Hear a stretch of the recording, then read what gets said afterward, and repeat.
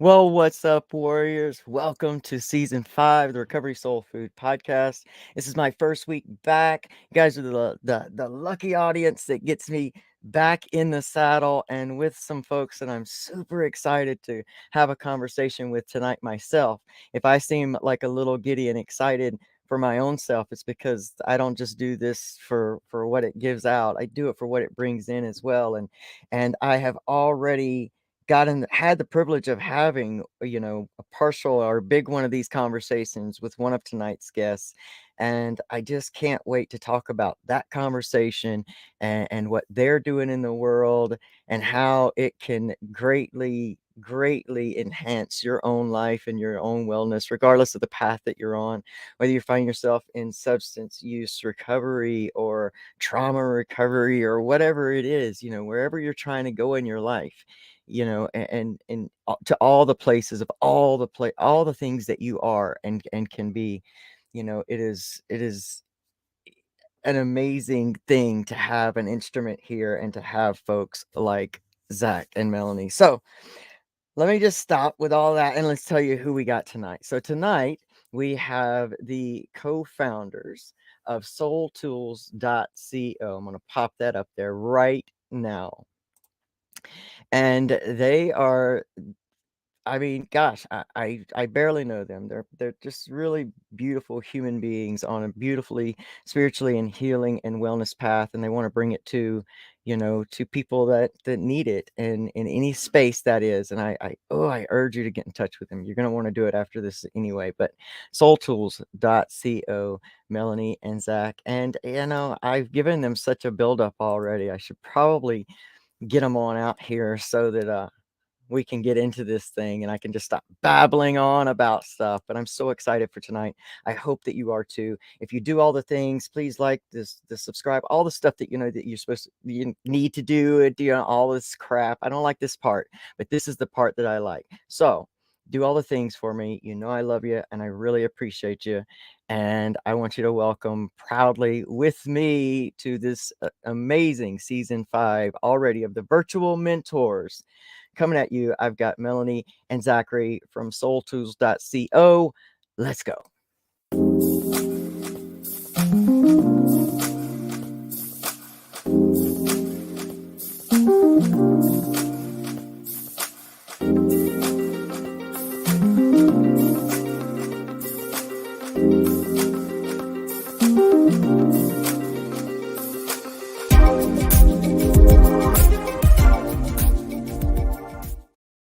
Oh, it's good. It's good. So I'm giddy. I'm so excited for this conversation. So Zach and Melanie Wallace from Soultools.co, welcome to Recovery Soul Food. I'm grateful that you're here. Oh man, the honor is ours. I was so excited to hear Zach say that you wanted us back on. I had such a good time talking with you last time. The conversation was so organic and just so like naturally healing out. Like it was almost like it was creating itself as we were talking. And it was just, yeah. And it's like you kind of know that you're in the right space. You know that you're with the right people when you can just when the authenticity flows and you can just be yourself.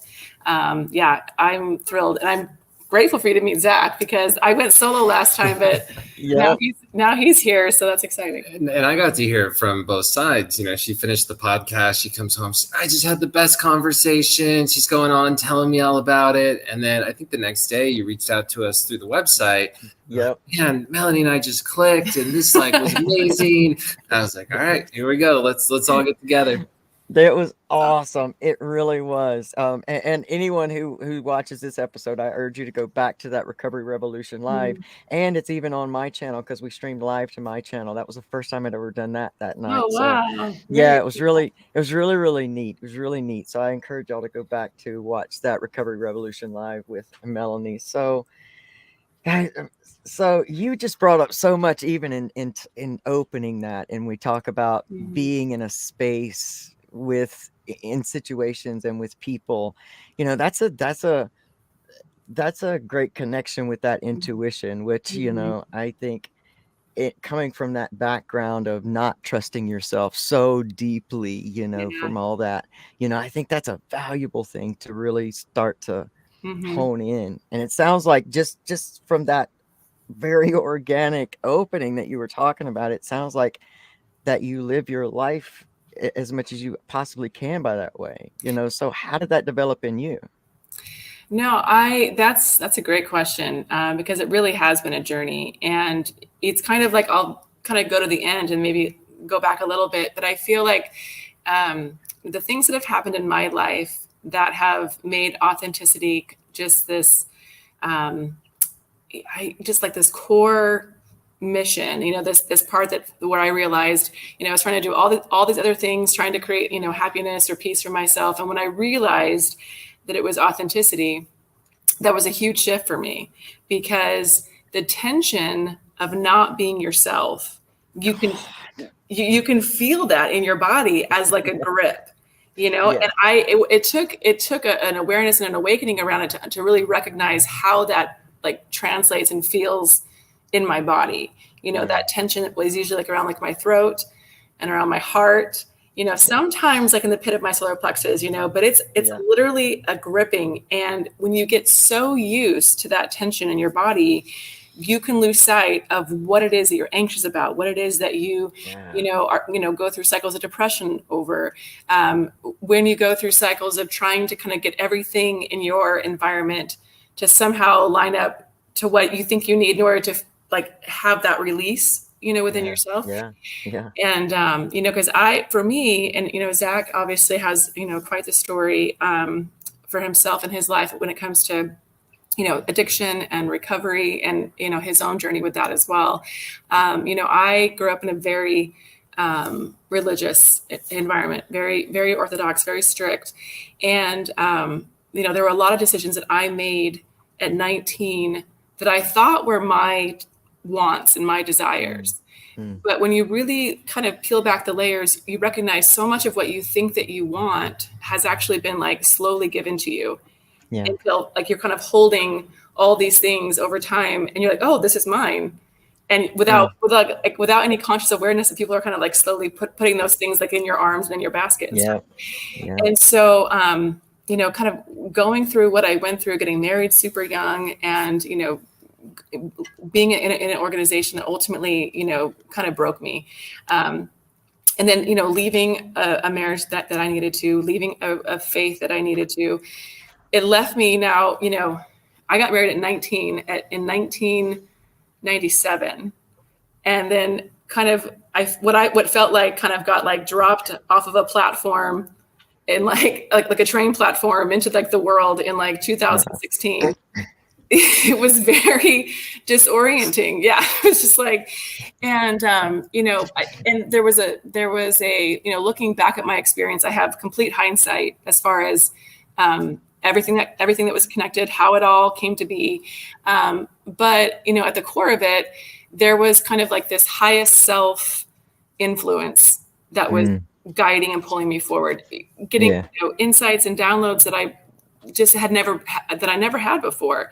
But actually, again, like environment matters, the people that you're with matter. And it's not that I have so much love for, different friends and family in my life. But I was finally kind of putting myself in environments where I was allowed to ask questions, where I was allowed to challenge things. And so, I'll just, we can get into this deeper, but, what I realized was that this was actually an awakening for me, and that I had already sacrificed so many things to get into a place that I knew that I was supposed to be. Like I was kind of following the breadcrumbs of my intuition and getting to where I needed to be. And once I was there, it was kind of like, okay, awesome girl. Now what? Because all of that sacrifice, I can feel that it means something. I can feel that I'm supposed to do something with that sacrifice, that it's going to alchemize into something bigger and that I could ever imagine. And so, so it was recognizing that, whether it was in the dating world or trying to, parent my children in this, and kind of like this new way of being in this new phase of my life, kind of carving this extremely new path for myself. I recognized that I was dealing with this daily kind of almost like inner battle and this clenching and this tightening. And when I recognized that at some point, I have to recognize that trying to like construct my life to get everybody to understand me, to run around and try to get everyone to understand me. Not only doesn't work, but that's also not authenticity. Right. It's like the complete opposite of what I am trying to create, And so, it was kind of this settling in process of, it does not matter, and it did matter to me at the time, and it continues to matter to me in different ways, which I can kind of explain, but not in the same way. But it was like, let's start operating in the world as if it doesn't matter what people think. I didn't believe, that wasn't a core belief of mine yet, but like, how would I operate differently in the world if it just didn't matter? Yeah. Yeah. I mean, no, what you're talking about is like stripping away like all of these sociocultural and familial like belief structures that you were raised with, right? And you had to completely like break out of that cage in order to finally figure out and answer the question, who is Melanie when she's authentically herself? Yeah, which I didn't know. You know what I'm saying? It's like I 100%. And so it's like, people always want to like master something before they do it. And that is an absolute paradox. It will never happen. If, it's like, oh, I want to be able to like, disassemble my limiting beliefs and install my new ones, and then I'll be authentic. And it's like, it doesn't, because you don't even know, you don't even understand what those new belief structures are. You don't even understand what yours are in the moment until you just lean into it a little bit and begin to challenge them on a daily basis. So, and it's kind of like, I always feel like if you give the universe kind of a well, show me moment, like if you tell the universe like, hey, like convince me, or kind of a thing, it always rises to the challenge. It always does. Yeah, not often, not in the way that you somehow wish it would. Never. A few other steps involved. They want you to like pretend, roofs and ladders and falling down. Don't confuse that with getting what you want by any means. It's valuable point. It's like that song. It's like, you may not get what you want, but you'll get what you need, kind of a situation, So you kind of have to be willing, I think, to have like this kind of this radical moment of like, I'm okay with with kind of like this death of who I think that I am. I'm okay with letting go. And that's, again, like it's a day-to-day process, but you will be amazed at what that actually looks like if you really lean into it. Because a lot of us can be like, oh yeah, but it really is like a daily leaning in. That means with relationships, that means within your work environment, that works within your family dynamics. When it's hard. And when everything's going really well. Yeah. Yes. Which is why I think one of my passions is helping people understand their core beliefs. And because it's like, you act from your beliefs. Yeah. They are unconscious programs. It's like, and when people want to understand unconscious programs, I ask them if they remember how many times they've taken a breath today. Yeah. That is a happening. It is a happening, and it will happen whether you think about it or not. And so, your beliefs are operating much in the same way. So true. So true. Yeah. It is, because I have to get to a place where I had to thank addiction and all that took me through, to be able to get to a place where I could then break open. And then as you're talking, you're basically describing what it's like to be a transgender person, like who truly feels that way in themselves. It's just like a constant pain that tightening, and you're either going to numb or it's just going to have to be over, kind of a thing. Like you have like 3 ways out, and so it still blows my mind if we were to just focus in on the world right now and what it looks like. It would be hard for people to realize that that's how alike we are, as we distractively focus on things that are just hard to, accept, learn, whatever it is. And if we could ever just have conversations that we could realize how alike we truly are, and we're all really fighting the same battle. And, I talk a lot, and I'm so grateful you brought up authenticity, because sometimes you think what you're asking for is enough to answer those deeper questions. Mm-hmm. You know, I ask a lot of the same ones I'm sure that you asked yourself when it came to faith and beliefs and those things, and it got really scary. Mm-hmm. And, you know, but we I don't know. I don't know. I want y'all to keep talking. I get all lost, man, and because Yeah. it's such a it makes you when you have conversations like this. For me, it Mm-hmm. just makes it makes so many things like come around and come together. Like when we were on last time, you know, it's like things like there could be something in here Mm-hmm. because you guys are my first video back, you know, and Yeah. my body was like, man, you know, you know they'd understand. Maybe you should call. And it was just something that was just like, Mm-hmm. no, this is the time because Mm-hmm. there's a lot of big, you know, shifts and changes happening for me. And I thought, you know, no, what, this is the perfect time for Absolutely. this. And I feel it, you know, like within Mm-hmm. my soul. So, you Mm-hmm. know, like this is what we're having tonight. This is what we're doing. It's awesome. Absolutely. Totally. Speak to me, Zach. And I think you were spot on when you said that you had to go back and have kind of some gratitude, right, for the way that you entered recovery. Yeah. And in kind of a similar way, right, this growing, this changing process, like I had to go back and thank the parts of me that were once very ambivalent about going Yeah. into recovery. And Yeah. it was so easy for a long time to look back at, you know, my younger self and be like, man, like, why didn't you figure it out at 19? Why didn't you figure it out at Yeah. 22? Like, why'd you have to go through so much more pain to finally learn your lesson? Right. But, you know, I kind of had some viewpoints normalized, right? Is in those moments of ambivalence, at least I was still open to the process. Yeah. Right. There was Yeah. still a part of me that wanted Valuable it. point. Maybe I wasn't taking these actionable changes yet. Right. Yeah. But my heart and my head were going that direction. I just wasn't capable of succeeding and getting there yet. And I had to go back and thank that part of me that Yes. kept me at least curious and ambivalent and show Yeah. myself so much love and grace in that process. Ah, man, I'm so glad that you brought that up and said that. You know, I have, you know, people going through things that I hear and there's this association with this time thing in recovery. And, you know, and I get the whole point, you know, I really do. And I get torn between it, you know.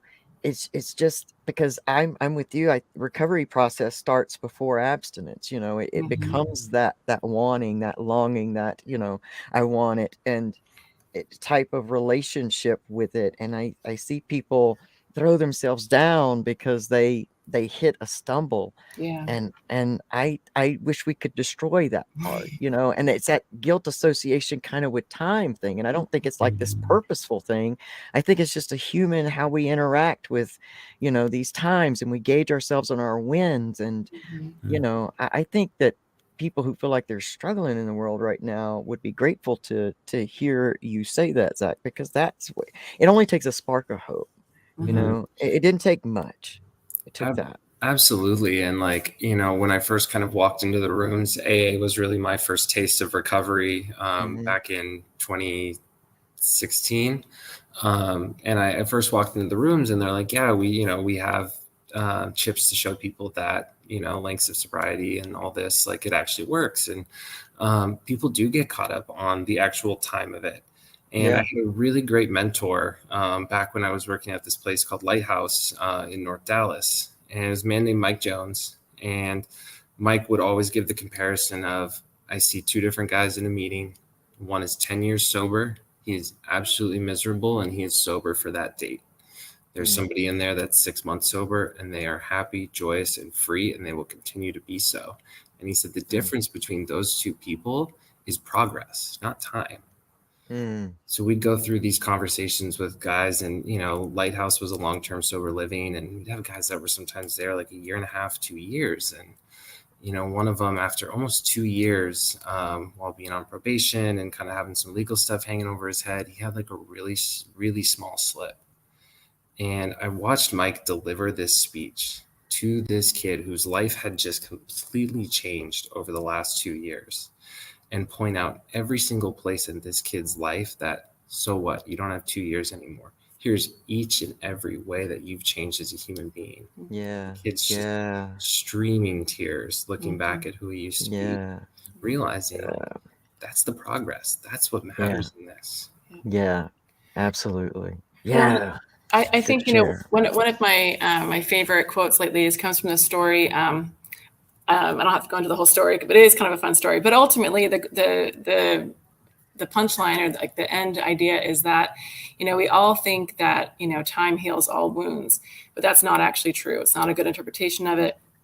It's that time reveals all truths. Mm, And so yeah. it's like there is that concept of time, and that it, like I said, looking back in hindsight, I can see where it all connects. I appreciate, the time of like the last 7-8 years that have been so transformative. Even Zach and I talk a lot about even like what's happened in the last year, and how much we can see how everything is connected, and how you can get so like in the work of it all that you Hmm. lose perspective. Yeah. And that time, as a construct, what time does is it does reveal truths. And so this idea of kind of getting caught on this concept of time, like I'm behind, I'm not doing enough, or oh, now I screwed it up, or Yeah. whatever. It's like that is where we kind of we lose that connection to our consciousness, to our soul. Yes. And like you said too, it's like if we could all, this is really beautiful too, because I so believe this, which is that if we could all just even like swap for like a day Oh my, yeah. and Yeah. exist within each other, that we would be like, oh my God, we are the same. Yeah. We come from the same. Like you would really Right. feel it. And so the idea of like beating ourselves up, or comparison and all that kind of stuff. It's like, no, it's what you want to do is what I think authenticity ends up being is a beacon to Hmm. other people, because the minute that people can see that there's this comfort in your body, there's this ease with which you tell your story, there's a air of acceptance, as you speak, people feel it, they can feel that beacon, and they are like, oof, if nothing else, I feel safe in this space. Yeah. I feel safe in Yeah. this space. And you can feel people start to relax, and their hearts start to open, because vulnerability breeds vulnerability. Yeah. And once that authenticity kind of like, starts to get a little bit of momentum, it just opens everybody up. And in those conversations, that's where people realize, like, I'm not alone. I couldn't be, Yeah. I'm not even close to alone. Absolutely. Absolutely. It's so wild you say that. And I just said that to a good friend of mine who's Mm-hmm. really going through something super tragic, and I was Mm-hmm. just like, you'll know when it's time. And when the healing part of your is what you're sharing from that vulnerable Yeah, place, that's when somebody's going to be there to need that to keep absolutely. their spark going. Yeah. That's, Keeping the spark going, kind of like what Zach was saying. It's like, because that spark can go out in a second.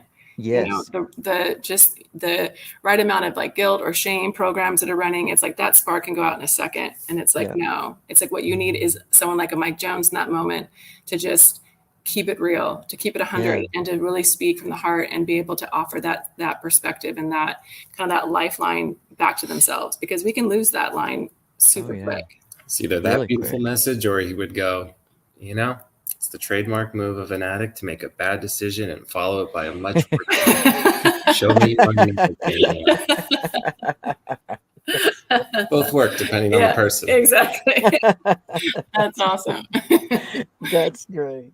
Yeah, I love Oh, wow. Well, I'm so glad we're having this conversation. it. Like I said, it's coming at a great time in my life. I'm super happy to be sitting here with you guys. Now, one of the things we talked about last time that was so moving and changing in my whole like space, Mhm. it was like I was on this journey of like this whole different level of self. Mhm. And then we had that conversation, and you had spoke about, we were talking about the divine feminine, Mhm. and you very quickly spoke something so amazing to my soul Mhm. about, that it is, yes, that's great, but it is the job of the divine masculine to create a safe and space for her to be able to be her wonderful and becoming, and all the things that you said.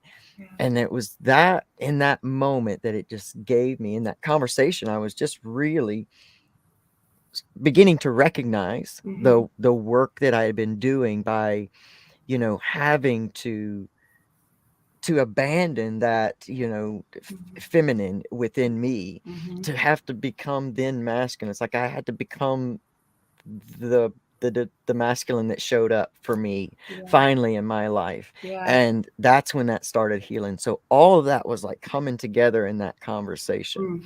And my wife and I went through a wild season because we are that couple that shouldn't stay together because we use together and all the things that have been told. But, you know, we have, and we've been recently empty nesters and going through different healings, and we were very apart. I didn't know how to reach her from that masculine because it is very different, you know, like they're two very different ways of being in the world in a lot of ways. It's really unique. It's a neat experience to know both sides. But that conversation also gave me this answer that I was looking for of how do I reach my wife again? You know, we've been together, this is our 18th year. Wow. We've been through so much, you know, our son's grown and out of the house. It's like, how do we find us again? And how do I get the best of her out of her? And how does she bring the best out of me? How do I bring the best out of her? Like, how do we make this life of ours, you know, more special together? And that conversation came in there, and it was just like that last little push of that's what you know, that's what she needs. Tell me how that showed up for y'all. Like, how did that? Well, my wife is very much in her masculine, you know, she is very much a Leo. She's been through a lot of trauma. She has not started, she's barely starting to open to heal that.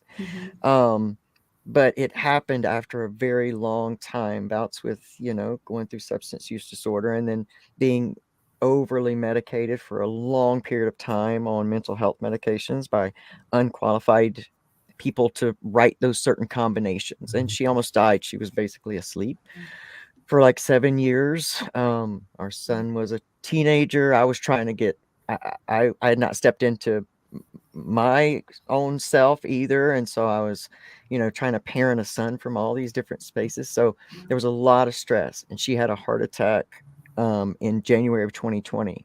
Wow. And just before that, I had stopped because I didn't know how to help her, and I was becoming more, I was making the problem worse.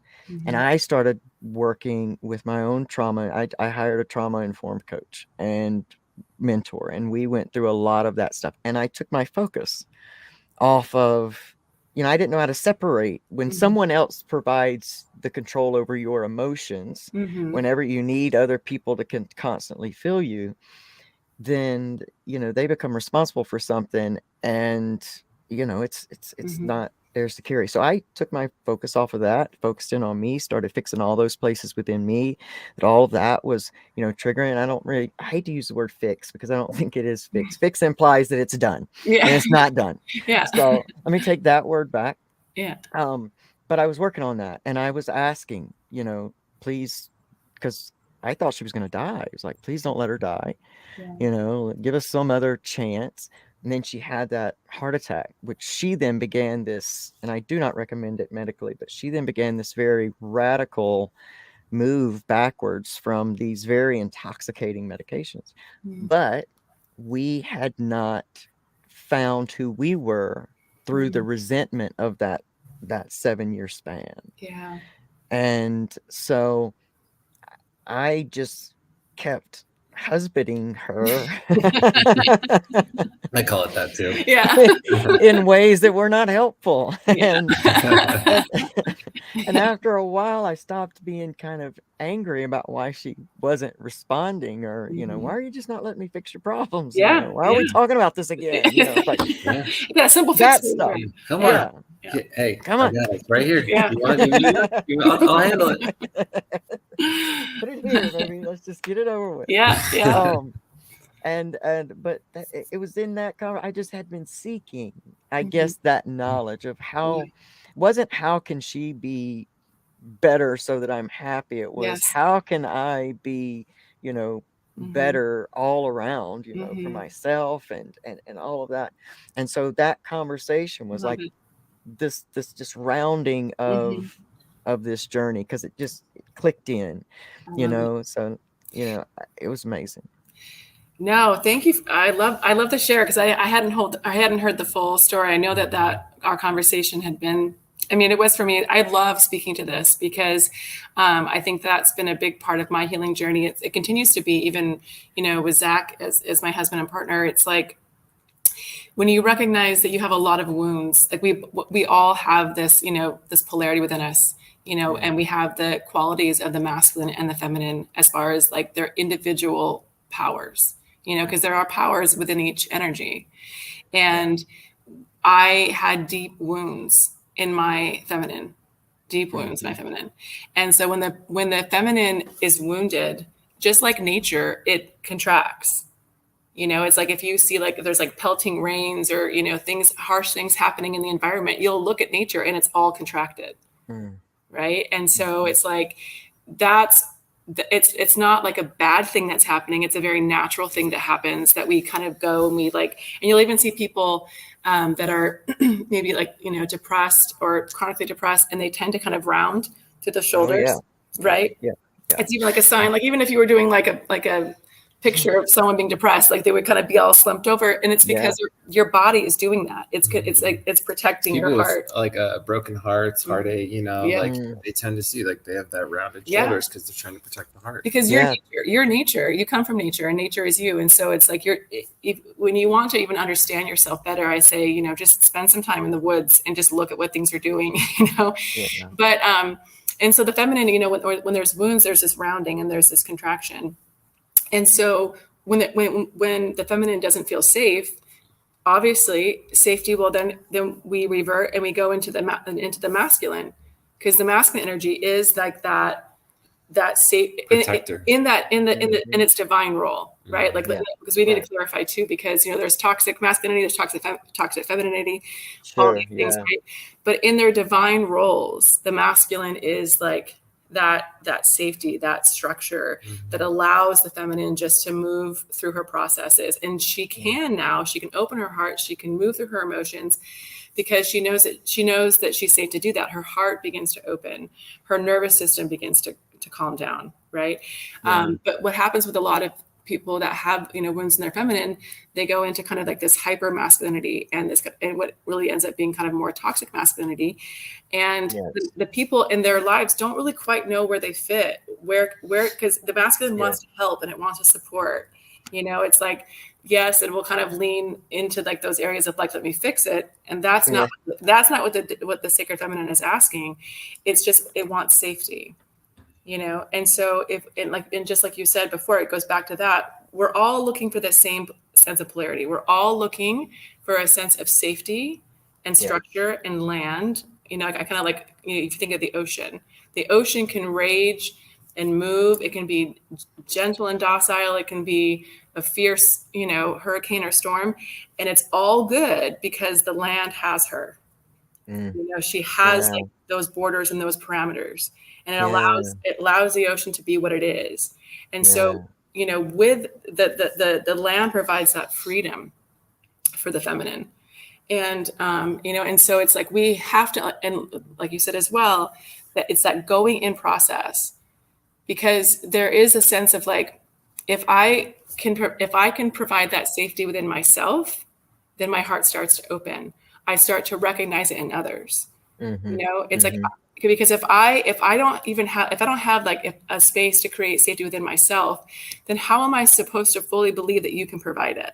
It's kind of like, it's like this black hole of need. It's like, I don't know if I can trust it or not. And you held it for me yesterday, but what about today? And so like that safety has to come here first. And when it's reflected in our partners, when our partners consistently, show up in that space, that's such a beautiful mirroring of allowing people to, regulate their nervous systems and allow their heart to open, but it takes also a lot of trust between two people. And like what I tell Zach, when we, first were getting together, I said, I'm at the place now in my own growth and healing that I want a high consciousness relationship, because I know, because of where we're at in our lives and because of, the work that we've done, that we're going to trigger the living hell out of each other. It's like, I know because of like the work and the growth that I have 100% attracted the one person on the planet that is going to be able to mirror my wounds to me perfectly. Yes. But I also know that because of the growth and where I'm at in my life, that whoever, this mirror is, I also trust this mirror. Yeah. He's not going to take advantage of it. He's not going to exploit it. That I can speak like, hey, like in this moment, I feel very unsafe in my body, or in this moment, I feel very overwhelmed. It's like, in this moment, I feel an old pain coming up, and he can hold that container for that. Like, that's very important, to be able to speak those things to each other, knowing that it's, no judgment, and allowing the other person to feel safe. Wow. So I can only imagine, like, Zach, how do you come to be in a place of being in a higher consciousness relationship and a higher consciousness healing man in the world? It was definitely when I finally figured out long-term recovery, I had to take a good hard look at myself. And that's something I've always believed in since I've kind of gotten on this healing journey, is you have to take care of the self first before you can be helpful or be in a healthy relationship with others. So the biggest thing I had to do to kind of raise my own consciousness and vibration was take a year. Like people say, oh, take a year, don't date. Like, it wasn't don't date. It was take a year and work on yourself, right? Like, know the difference between lonely and being alone, right? Yeah. Be okay being alone for a while, and just truly work on yourself and what you need. Because no matter what, like Melanie said, like, I'm probably going to bring some of my baggage into this relationship, and so is she, right? Like, up to this point, like, we're not unscathed, and I'd be troubled to find someone that, didn't bring their own scars into a relationship. So, we're both bringing these things in, and, can I be self-aware and healthy enough and trust my partner enough that when these things come up, she can hold space for me, I can hold space for her, right? We have a plan. It's her and I versus the problem at all times. Never her versus me. And, it's a constant reminder of, what does the situation need? How can we lean in a little bit and just continue to grow together? Yeah, absolutely. And something that really impresses me about the recovery world, I mean, I obviously know Zach, very well, but even within his friends and mentors and then people I also meet in recovery, the thing that actually, and this is what I think a big component of authenticity is kind of like this radical honesty as well. Like, when you hear people's I'm convinced that we're just all so normalized about talking about it. And then we can be like, oh yeah, I did this crazy thing. Like, I have this wild story, and everyone's like, oh, great story. Again, tell it at a meeting. And then you have me cornered, like my eyes as big as saucers, and they're all sharing stories like that. And they're doing it with just such levity and such acceptance. And that, I mean, I had thought that, I had kind of gotten to a point where, I was pretty, very comfortable in my own skin and own my story. But to really see people in recovery, it's like a whole other level that has actually really been inspiring and taught me a lot, because you need it. Like, the whole world needs that level of just hey, listen, this is what it is. And I'm not outside of my story hustling for worthiness. I stand inside of it. I own it. That would change the world, that level of honesty and acceptance. Yes, I've been saying since day one, the recovery community is positioned to help, help shift this world, this thing that we've got going on right now. And I mean, if you want to scare yourself and you want to, be in that, I know so many people that spend their lives in that place where they're just covered up with, constant stream of media, because they're of that generation where that was like a staple. And they don't see the shift that it's taken over the years, where it looks very clear, to us as we're looking at it. We're thinking, wait a minute, that's the game. I figured that out. What are we doing this again for? So exactly. But it's valuable for me in this time to be, like you said, to put myself first. To people ask me all the time, do you know this is going on? I was like, no, it's not going on like here. And I don't duck my head from things. Like, I trust me, I know.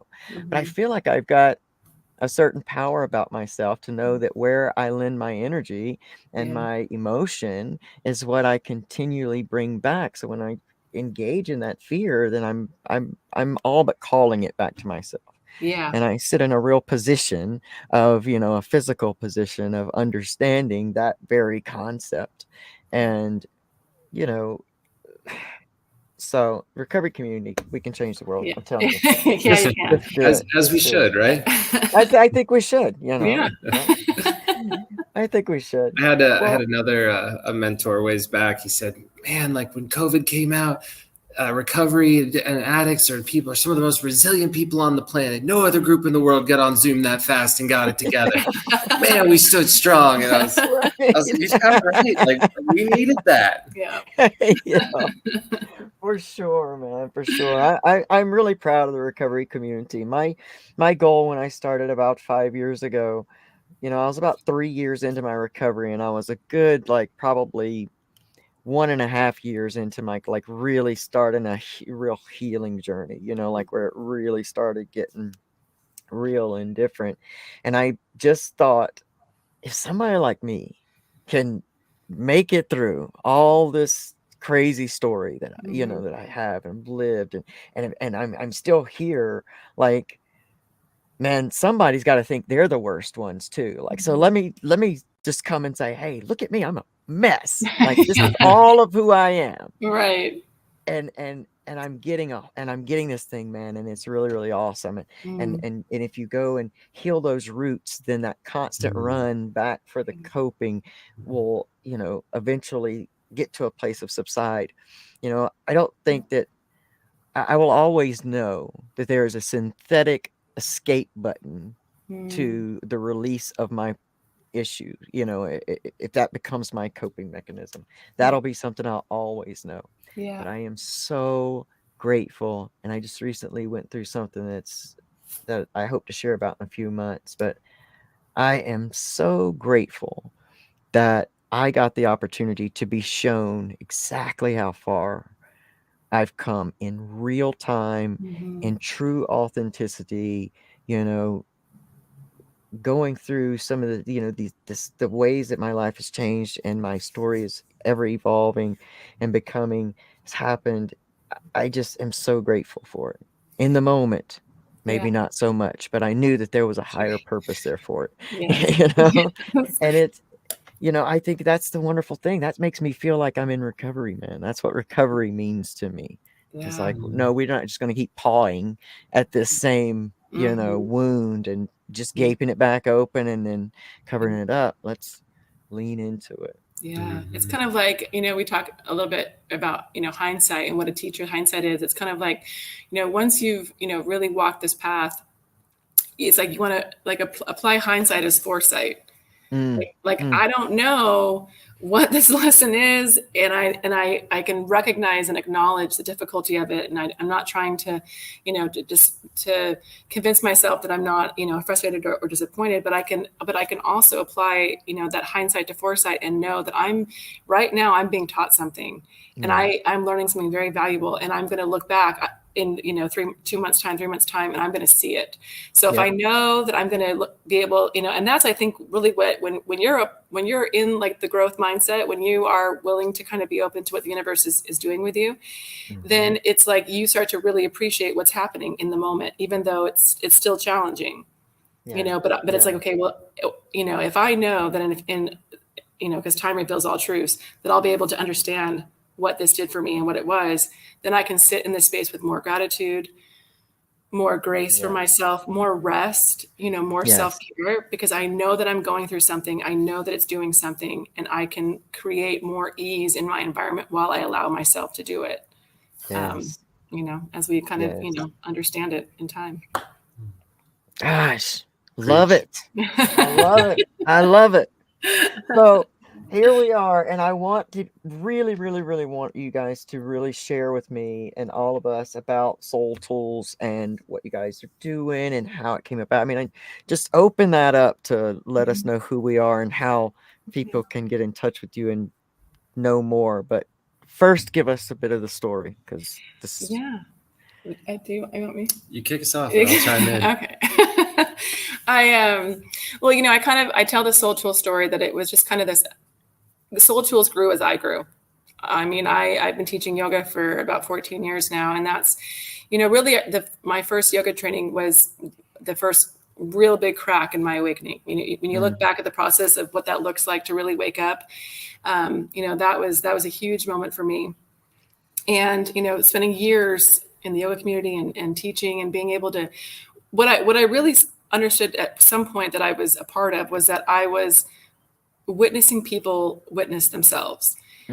Because yoga was creating this space. It was this tool that allowed people to access themselves, parts of themselves that maybe had been dormant for years, or they were experiencing emotions or connections that they hadn't in a long time. And it wasn't that the yoga was doing that, but it was providing a tool and a space that allowed people to connect to that. And it took me a few years to really understand because I knew what I was a part of was amazing. It was awesome to be a part of, but when I really got it, it changed my whole why behind teaching. It was okay, I'm here now. I get it. This is what we're doing. It's like we're, kind of like the Ram Dass, like we're all walking each other home, but it was more than that. It was kind of like, I started to recognize that what people are getting as they're growing is not that they're getting things external. They're actually getting more access to them, to their energy, to their soul, to their consciousness. And that's why, you can see people transforming and changing. It's because it's just more them. And that's kind of like the authenticity route. So, and then, going through different energy healing modalities and things that were just like over the years, just like little breadcrumbs from the universe. And they were just such powerful tools for me waking up and breaking free of these old belief patterns and being able to change my life. And so, as I started to, I was training people to be teachers. And so I was kind of in this training space, and that was really powerful for me too. Cause I was like, I love teaching, but being able to teach people in this kind of a space was just transformative. And so it was a natural kind of progression as I went through my own energy mastery training and different things that I started to coach people on the side.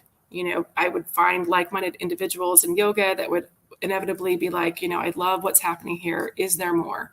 And so I had done a really, powerful plant medicine ceremony at one point. And that at some point, I kind of got this voice that was that just teaching is keeping you just busy enough and you're not fully leaning into what you're supposed to do. And so, Soultools was kind of, born of this idea of finding people in this kind of awakening process, because you have to also be ready and you have to be willing. It's it's you can't do anyone's work for you. It can't be you kind of think of it whether it was maybe plant medicine or if it was yoga. It's you have the teacher and who's the guide, right? And then you have the yoga or the medicine or whatever, and that's the teacher. And then have the person who is the actual healer. The person is there to heal themselves. So the teacher and the guide has their gifts and their things that they're offering. And then you have the medicine, which also provides its teachings and its help. But all of it is leading the person to recognize that they're it, that their healing happens within themselves. And here's these tools and here's these, these insights and this wisdom is it, and bring it to them to let it discover that within themselves. I'm it. I'm the problem. I'm the answer. Yes. I'm the thing in the way. I'm the thing in the way. There's no escaping me. As much as we all, like you said, those synthetic escape buttons, there is no escaping me. True. And so true. Tell the people about all the new modalities you're working with. So it's, and then, so Zach got on this scene, and his background was recovery and addiction and things like that. And so as we kind of have combined our different modalities together, we recognized that we really had something very special. We had, two very unique perspectives and lots of different, modalities to bring to the table. But what we're seeing now is kind of this revolution when it comes to people coming into their own consciousness and the old structures and paradigms of ways of doing things. That we're not a one size fits all, that there is, and that there's a lot of depth to this process. And so it's, obviously I work with the energy of beliefs. and getting kind of down to like those core beliefs and how can we healthily dissolve those in a way that our nervous system accepts and be able to implement the new ones. I work with energy, yoga, breath work, plant medicine. I recently am certified to do quantum healing hypnosis. Oh no, yay. Yeah. I've been So, looking for that for years. oh, hey, Wanted to do that for years. let's go. Come on out. I would love to do that with you. Absolutely love to do that with Yes. you. It's blowing my mind. It's really giving people a lot. It's just so much insight. And again, it's like when they understand things for themselves, when they discover something for themselves, then Yes. there's that forever change and that forever shift. It has to Yeah. be their own idea. They have to like understand it at that core level. And like I said, Zach opened up my world so much to, addiction and recovery and, being able to really like the difference. I think we mentioned it last time, which is like, there's a difference between sobriety and healing. Yes. Yes. And so, that I really think for us is kind of like our why is that, when it comes to, to the different aspects of it, is that there is a healing path. And healing it's not meant to imply that anything is wrong with you, Yeah. right? Like you're not Yeah. broken. Yeah. You're Yeah. not broken. You don't need fixing, right? Like you're perfect. You are an infinite, divine, eternal soul, consciousness. Like there's nothing wrong with you. There's just things in the way. Yes. There's just Yes. ideas and structures and beliefs in the way. And the more that you can healthily dissolve those, the more access you get to yourself, the more authenticity, the more love, the more connection. So Yeah.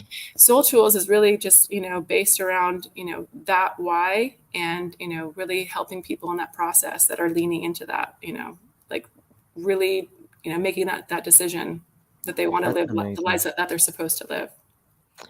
I want to put the website up right there, and have people like contact you because I would be, man, if I had started at year 1 where I was at year 3, I would have been like so excited, like I would have been like, yes, something.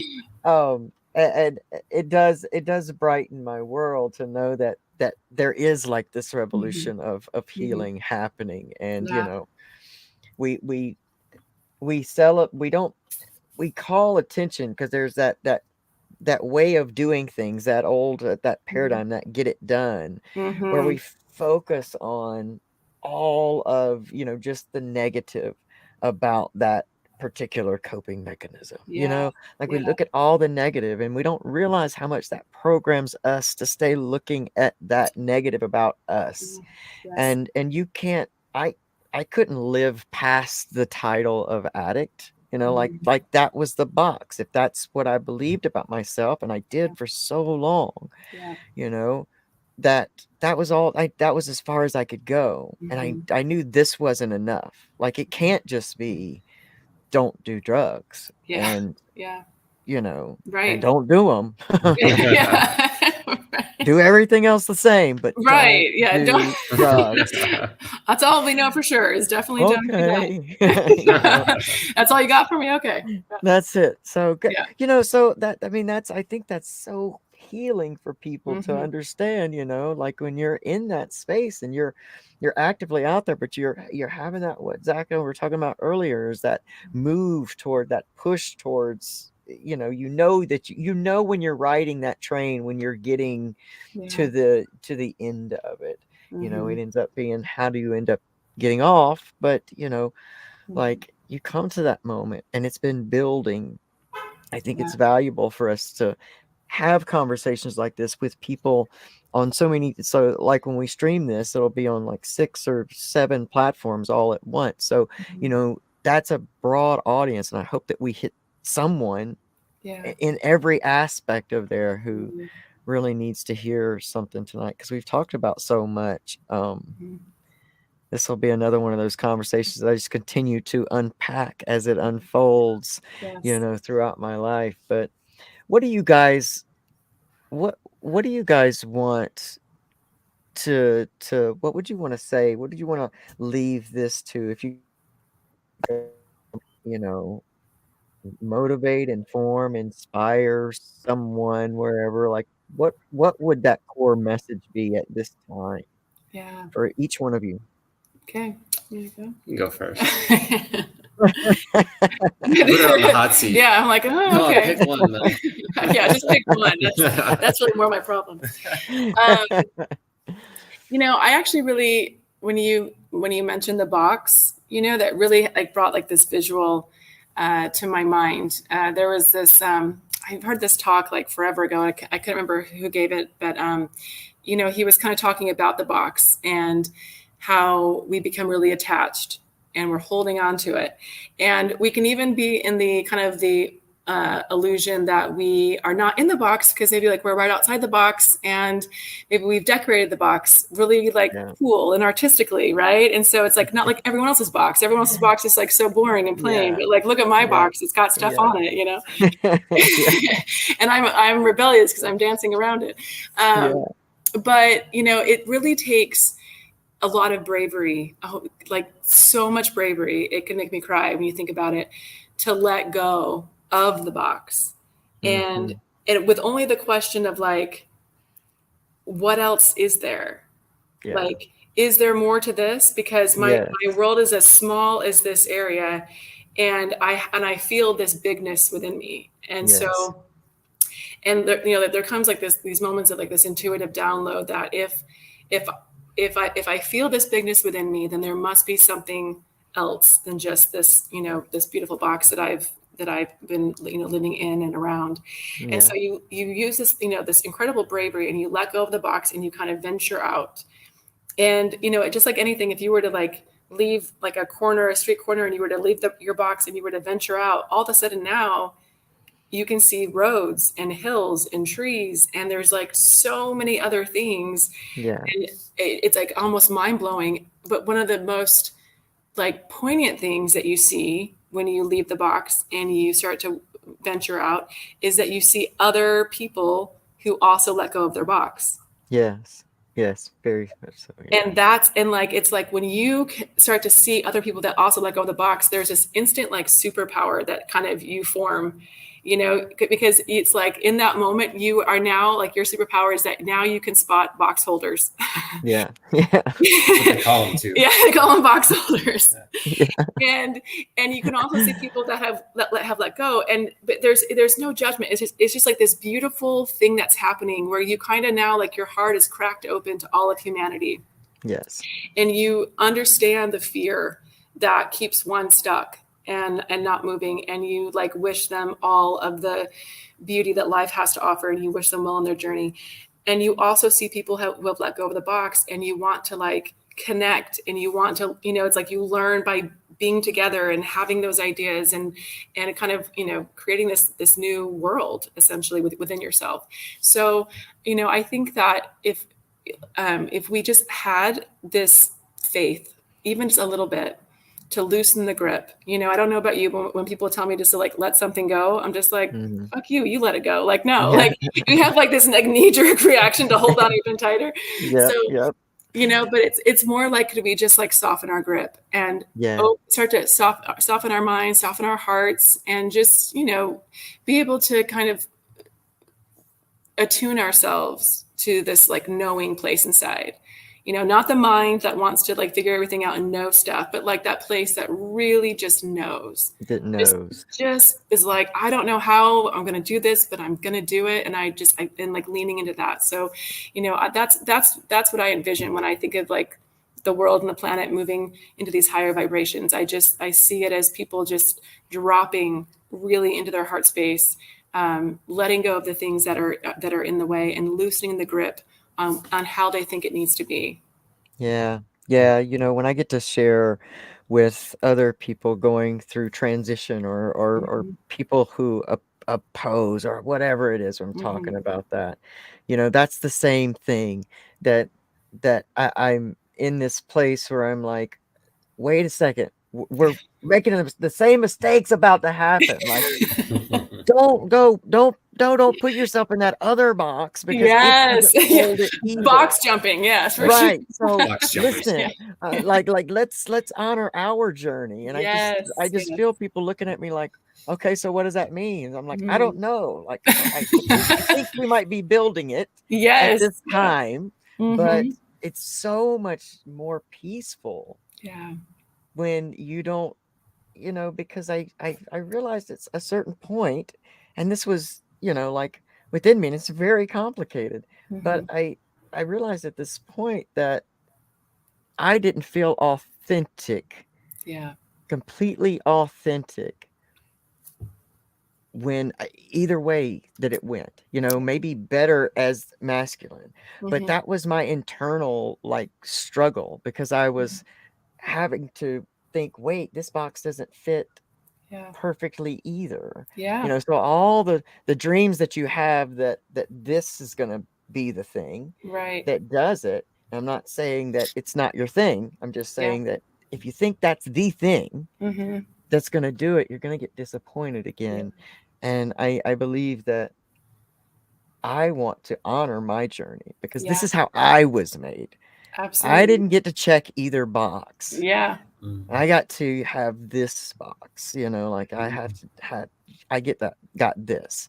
So Yeah. I want to honor this, Right. because that's what I'm sitting here with. Well, and that's the thing is like it's like if people understood how big our soul was, that it Mm, could never be contained, and allowing people the freedom of their own journey, and yes. that is going to look so different from every single other person. It's like we're all kind of it's like it's like you're all walking down like a busy New York street, right? It's like you're all going to your own places, but you're kind of all doing it together, Yeah. right? And Yeah. so there can be just no judgment, and just hearts wide open to all of humanity, because who knows what our soul is here to do, what work our soul is here to do, and how poignant and how inspiring that work is for other people.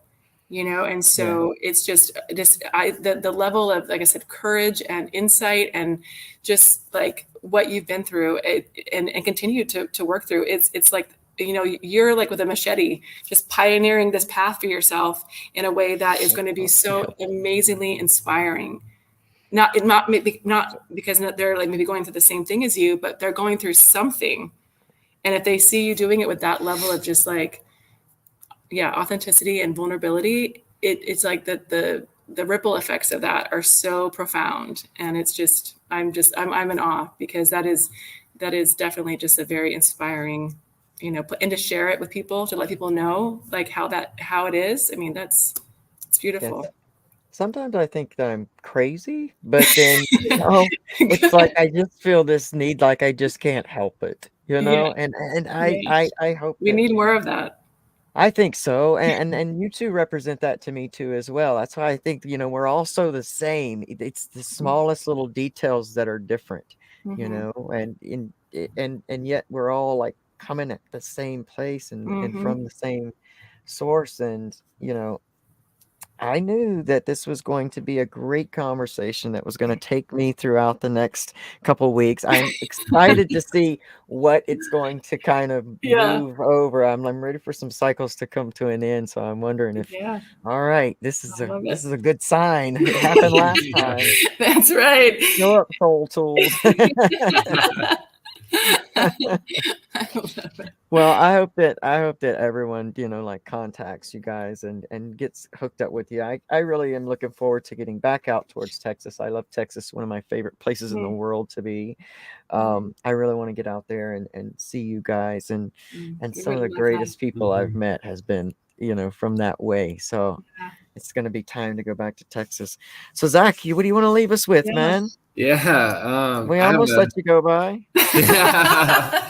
We almost let She's you just go so by. well spoken and eloquent. I just don't want to be like ditto, ditto. Yeah, she said What it she all, man. said. Yeah, she said it all, man. Yeah, She said it all. She No, said no. it I all. I feel like so often her and I are just like aligned where we're saying similar things in different ways, just based on different backgrounds. And I think kind of the intention that I've really been surrounding myself with, especially in guiding people on their healing journeys and my own healing journeys, is just how we hold space for ourselves, right? How do we take Mhm. care of number one in order to take care of our daily tasks and activities, our loved ones, our pets, the universe, the world, whatever it is. And I think I saw this story, I can't remember where, and there's two lumberjacks, and every day they walk out to the forest together, and from 8 a.m. to 5 p.m., they cut wood nonstop all day.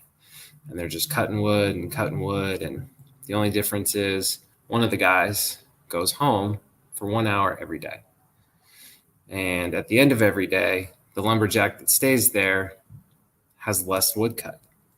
So finally he goes up to the other guy and he says, you know, you're here 1 less hour than me. We chop wood all the same amount of time when you're here, and every day you leave with more. Like, how do you do it? And the one that goes home every day says, yeah, I go home and I sharpen my axe.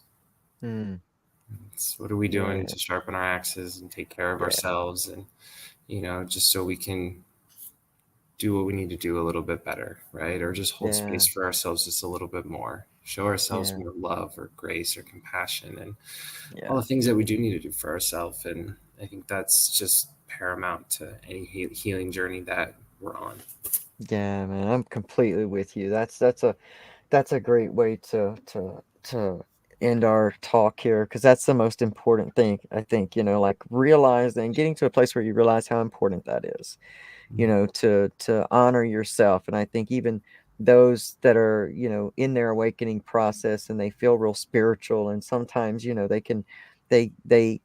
will have that thought process of like putting away that negative, like the darkness that comes to their mind, just kind of pushing it away, or I shouldn't feel that way. And it's like, no, you got to honor that, because if you don't honor that, if they don't get a seat at the table, they're just going to keep, you know, it's going to keep coming, it's going to keep coming, it's going to keep, you know, and that's just who we are. I think a radical acceptance of truly who we are on a level of all feminine and masculine and light and dark and all the things that we are. I mean, that's the honor and the joy of being, you know, a human being. So I think that it's important for us at this time to honor ourselves and our healing and our space. And I hope that, you know, we do this again and again we and love again. We could talk to you all day. Honestly, this is amazing. This is good. This is good. This is so good. So you guys know what to do. Go to soultools.co. Hook up with Melanie, Zach. You guys have another founder, someone who works with you guys too, right? Or is it just you two? It's just us two. We have we've had some kind of independent coaches that help us where needed. We work with other coaches, but we're kind of the she's the founder, and I'll do a lot of the recovery work and problematic sexual behavior, stuff like that.